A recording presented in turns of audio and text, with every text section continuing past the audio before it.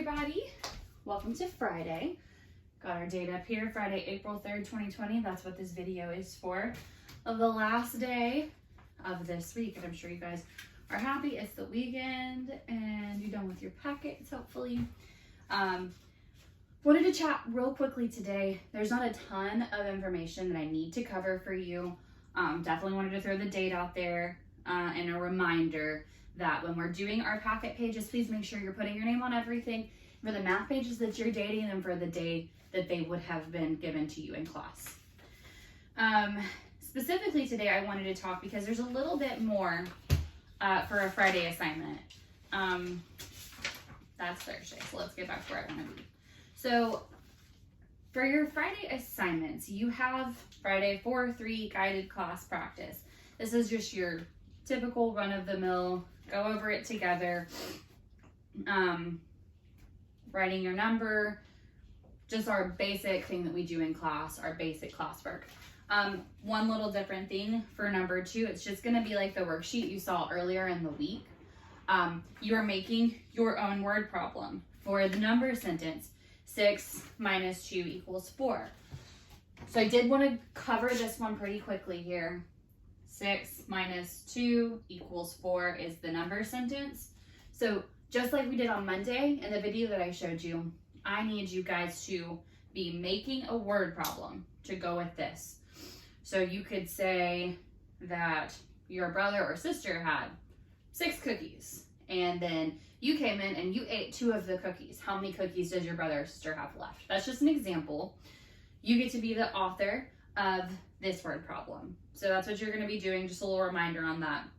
Number 3, you have number patterns. Pay close attention to what they're asking you to do. One of them is counting by 100s. One of them is counting backwards, and one of them is counting by 5. So please pay close attention to those. Remember, congruent shapes are the same size and shape. That's what you're going to be seeing on number 4. And number 5, you are adding the total money on your receipts. So that's just a quick run through of your, I'll come closer with it, your guided class practice. The reason I'm breaking this down like this is because you will also have a phonics page. Draw a frown on the face that is by the picture with an OU sound, and draw a smile on the face that is by the picture with the long I sound. So remember, I'm going to throw this on the board here. We've seen this before, but we haven't dug into it a ton, so I wanted to go over it real quickly. Remember with your OU sound. Okay, I'm going to put this up here on the board. OU. It says ow. So I want you watching the video right now to say ow for your OU sound. For example, like the word cloud. Okay? You have this blend here at the beginning, the CL blend that says cl, and then you have the OU vowel sounds. Those 2 vowels are next door neighbors to each other, so you need to see what kind of sound they're going to be making. When you see O and U as next door neighbor vowels, you need to say ow for that vowel sound. So cl, ow, d, cloud. So that clown on your page there, you're going to draw a frown on his face because he has got the OU sound. And remember, long I sound just says the name of the letter. Long I says I. For example, there's a picture of a pineapple. Pineapple. So that clown would get a happy face because it's your long I sound.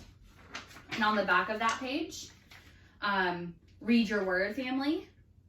Write the correct word in the blank, and then again, draw a frown on the face that's by the picture with OU and a smile on the picture that has the long I sound. So OU says ow, long I says I, and you want to pay close attention to that. Remember, we need to be reading these word families. Students need to be reading these word families. Don't read them for them. They need to be reading through these because there's a lot of good blends.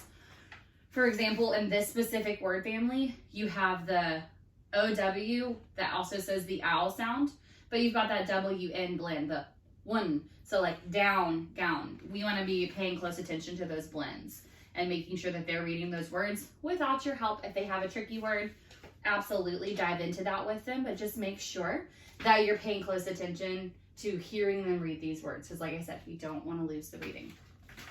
So remember, OU, owl, long I. That's what you're going to see on phonics. But there is the additional last 2 pages in your packet. I'm gonna come up and show you these, okay? We have these last 2 pages in the packet. These are tests, okay? We do this every Friday. We have a written assessment and we have a fact assessment, and you have both of those here. The written assessment, you absolutely can prompt them. You can read the questions to them. You can work with them on that part. I need you to, with as much as you can, don't give them the answers, okay? I need you to let them do this on their own. Like I said, you can prompt, you can read it to them, but that's how I do it in class. I prompt them, I read it to them. I might guide them in the right direction, but realistically, this is a test. I need to see what they've gotten this week. If they're really having a problem with something, especially because we haven't been together in class learning this, by all means, help them out, but try to see that they can do this on their own as much as possible while you prompt and read the questions to them. Now, the fact assessment, you should offer no help on this at all, okay? I know that can be difficult, but we are offering 0 help on this. Students, remember, watch your signs. If you need to, circle your sign to remind you that you're adding or subtracting, okay? With the fact assessment, some get it done really fast, some work a little bit slower on it. It's okay either way. I suggest do the written assessment with them first, and then for the fact assessment, let that be the last thing that you work on. The fact assessment, like I said, fact assessment should be 100% on their own, okay? I don't want, we all know how to add as adults and subtract. I need to see that they're practicing it and that they're getting it and paying attention to those signs and understanding the concept. So when I grade these papers, I can go, okay, well, so-and-so might need some help, but so-and-so doesn't. So that's just for me to be able to see. And then that is the end of our packet for this week. So, woo. Make sure that you are bringing this packet back to me on Monday for packet pickup between 8 a.m. and 9 a.m., 1 p.m. and 2 p.m. Picking up next week's work, I will be adding some resources to that. And next week, I'm going to have some additional help and some additional fun. So that's going to be it for today. We've seen everything we need to see. I hope you guys have a great weekend, and I look forward to getting back together with you on Monday and learning some new things.